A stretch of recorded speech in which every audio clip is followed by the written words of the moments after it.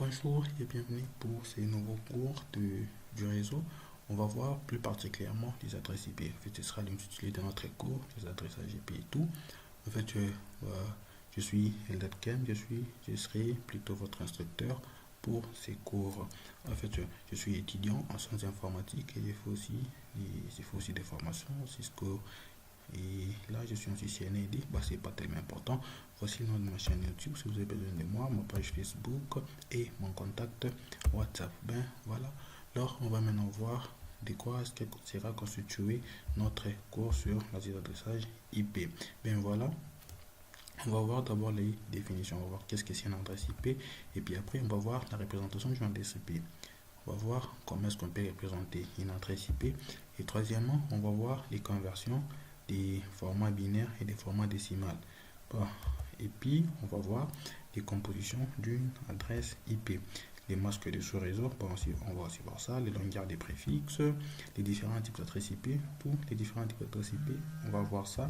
Et puis, on va voir l'ancien système d'adressage par classe. Voilà, vous allez comprendre qu'on va évoluer. Je fais juste l'énoncé de ce qui sera compris dans les cours et on va voir aussi les adressances en classe et on va clôturer notre cours avec une série d'exercices. On va faire beaucoup d'exercices pour comprendre.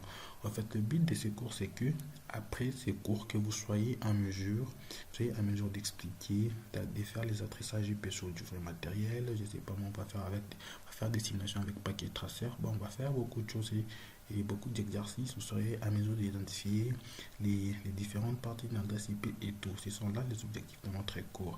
On va passer au point 1. Voilà, on va voir les définitions. Définition, représentation, sur l'adresse IP. On va mettre les deux points ensemble. Bien, voilà, définition. Là, on dit que une adresse IP est un numéro unique permettant à un ordinateur de communiquer dans un réseau. En fait, tu vois, un numéro, c'est pas tellement plus explicite. On va dire que c'est un ensemble de chiffres ou un ensemble de nombres séparés par des points attribués à un ordinateur ou, je sais pas moi, à un périphérique pour permettre à celui-ci de communiquer dans un réseau.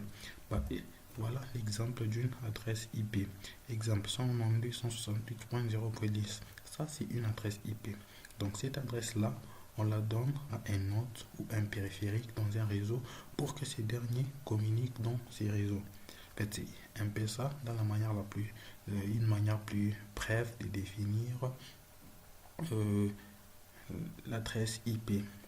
On va voir maintenant la représentation d'une adresse IP. Une adresse IP se représente normalement sous forme binaire. Là, on avait une forme décimale, on commence par une forme binaire. La forme binaire, ça veut dire quoi? Ça veut dire que l'adresse IP est composée de 0 et de 1. Alors, il y a un premier bloc, des bits, donc des 1 et des 0, un deuxième bloc, un troisième bloc, un quatrième bloc. Puisqu'on a dit qu'une adresse IP est essentiellement composée par un ensemble de chiffres. Donc, ces chiffres-là sont 4 chiffres. Maintenant, ces chiffres-là sont des chiffres qui sont d'abord représentés sous forme binaire.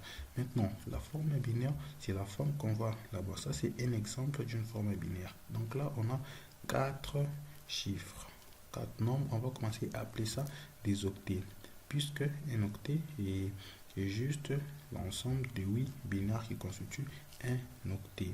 Ok, donc là, on a les premiers octets. Là, on a le deuxième octet.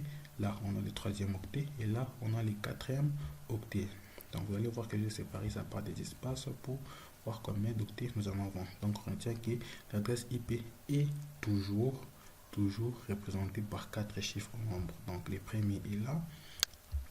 En fait, allais-je dire, sorry, le premier est là. Oui, là, c'est le premier octet. Le deuxième octet, le troisième, donc sous forme des 8 bits, allais-je dire. Et là, on va voir maintenant une autre forme de représentation, la forme décimale. Maintenant, pourquoi représenter en forme décimale? Imaginez-vous si vous devez retenir une adresse IP. Vous devez retenir, imaginez-vous une forme binaire. 1, 1, 0, 0, 0 et puis 1, 0, 1, 0, 1, 0, 0. Vous voyez que c'est long et c'est difficile à retenir. D'où on a décidé de mettre une autre forme décimale. Là, c'est la forme décimale. Ça, c'est un exemple d'une forme décimale. Oui, par exemple, 192, 168, 0, 10. Ça, c'est la forme décimale de cette forme binaire. sais pas si vous comprenez. Donc là, on est en forme décimale. Après la forme décimale, là, on passe maintenant en forme binaire. Donc, au départ, on a ça, de ça, vu que c'est difficile à retenir, on passe de là vers là. Donc là, maintenant, on a des chiffres et ces chiffres sont plus faciles à retenir que les bits qui sont là-bas. Ne vous inquiétez pas si vous ne comprenez pas comment est-ce qu'on a converti de là jusqu'à là. On va voir ça dans les points à venir. Ok. Puis, deuxièmement, on va voir la conversion entre les formats binaires et les formats décimales. Bah, je vais juste introduire. Bon, on va pas faire ça dans ce tuto. Si vous avez aussi besoin de voir ça, regardez les prochains tutos. Ça, c'est juste pour essayer d'anticiper. Ben voilà, j'y arrive, anticiper dans les prochains tutos qui viendront. Non, sinon, merci d'avoir vu ma vidéo d'aujourd'hui. Si vous avez aimé, n'oubliez pas de mettre un like. Si vous n'avez pas aimé, laissez vos commentaires.